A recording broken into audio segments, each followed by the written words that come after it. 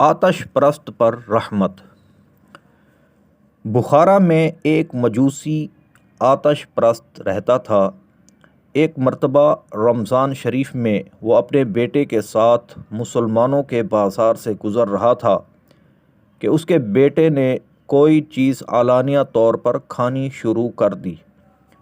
مجوسی نے جب یہ دیکھا تو اپنے بیٹے کو ایک تماچا رسید کر دیا اور خوب ڈانٹ کر کہا، تجھے رمضان کے مہینہ میں مسلمانوں کے بازار میں کھاتے ہوئے شرم نہیں آتی؟ لڑکے نے جواب دیا، ابا جان، آپ بھی تو رمضان شریف میں کھاتے ہیں۔ والد نے کہا، میں مسلمانوں کے سامنے نہیں، اپنے گھر کے اندر چھپ کر کھاتا ہوں، اس ماہ مبارک کی بے حرمتی نہیں کرتا۔ کچھ عرصہ بعد اس شخص کا انتقال ہو گیا۔ کسی نے خواب میں اس کو جنت میں ٹہلتے ہوئے دیکھا تو حیرت سے پوچھا، تو مجوسی تھا، جنت میں کیسے آ گیا؟ کہنے لگا، واقعی میں مجوسی تھا، لیکن جب موت کا وقت قریب آیا تو اللہ عز و جل نے احترام رمضان کی برکت سے مجھے ایمان کی دولت سے اور مرنے کے بعد جنت سے سرفراز فرمایا۔ نزہۃ المجالس جلد 1 صفحہ 217۔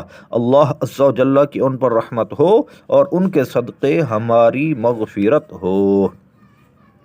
میٹھے میٹھے اسلامی بھائیوں، دیکھا آپ نے، رمضان المبارک کی تعظیم کے سبب ایک آتش پرست کو اللہ عز و جل نے نہ صرف دولت ایمان سے نواز دیا بلکہ اس کو جنت کی لازوال نعمتوں سے بھی مالا مال فرما دیا۔ اس واقعہ سے خصوصاً ہمارے ان غافل اسلامی بھائیوں کو درس عبرت حاصل کرنا چاہیے جو مسلمان ہونے کے باوجود رمضان المبارک کا بالکل احترام نہیں کرتے۔ اول تو وہ روزہ نہیں رکھتے، پھر چوری اور سینہ زوری، یوں کہ روزہ داروں کے سامنے ہی سگریٹ کے کش لگاتے، پان چباتے، حتیٰ کہ بعض تو اتنے بے باک اور بے مروت کہ سر عام پانی پیتے بلکہ کھانا کھاتے بھی نہیں شرماتے۔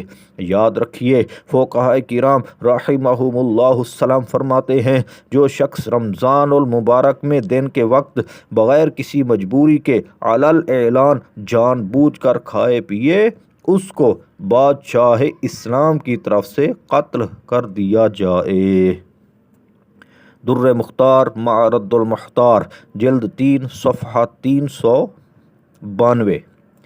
میٹھے میٹھے اسلامی بھائیوں، غور کیجئے، خوب سوچئے، جب روزہ خوروں کی دنیا میں اس قدر سخت سزا تجویز کی گئی ہے، یہ سزا صرف حاکم اسلام ہی دے سکتا ہے، تو آخرت کی سزا کس قدر ہولناک اور تباہ کن ہوگی۔ مسلمانوں، ہوش میں آئیے، کب تک اس دنیا میں گل چھرے اڑائیں گے؟ کیا آپ کو مرنا نہیں؟ کیا اس دنیا میں ہمیشہ اسی طرح دن دناتے پھریں گے؟ یاد رکھیے، ایک نہ ایک دن موت ضرور آئے گی اور آپ کا رشتہ حیات منقطع کر کے، یعنی کاٹ کر نرم اور آرام دہ گدیلوں سے اٹھا کر مٹی پر سلا دے گی۔ ہر طرح کے سامان طرف سے آراستہ و پیراستہ کمروں سے نکال کر اندھیری قبروں میں پہنچا دے گی، پھر پچھتانے سے کچھ ہاتھ نہ آئے گا۔ ابھی موقع ہے، گناہوں سے سچی توبہ کر لیجئے اور روزہ اور نماز کی پابندی اختیار کیجئے۔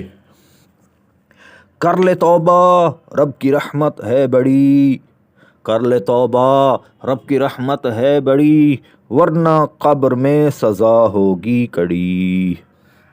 صلو علی الحبیب صلی اللہ تعالی علی محمد صلی اللہ علیہ وآلہ وسلم۔